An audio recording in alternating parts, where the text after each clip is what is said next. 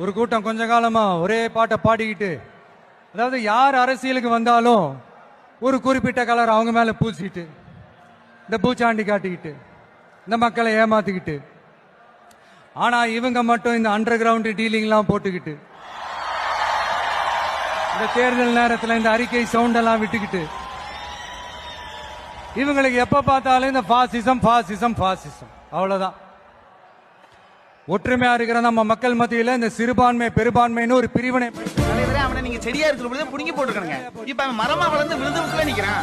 அவனை நெருங்க முடியாத அளவுக்கு உக்கடத்துக்காரர்களும் ஜீவா நகர்காரர்களும் அவனுக்கு சப்போர்ட் பண்றாங்களே. அவர்ல இருக்கிறவனை எதிர்த்தா என்ன ஆகுன்னு காட்டுங்கடா. கரண்ட், தண்ணி, ரேஷன் எல்லாமே கட் பண்ணுங்க. தலைவர் இப்படி பண்ணா வர இடைத்தேர்தல் எவனும் ஓட்டு போட மாட்டான்.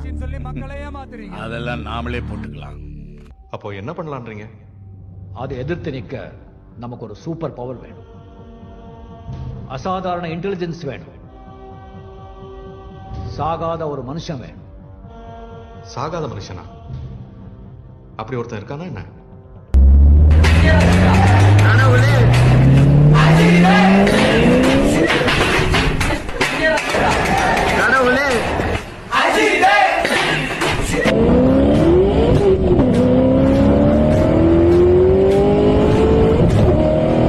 என் விசுவாசம் குணாகும்.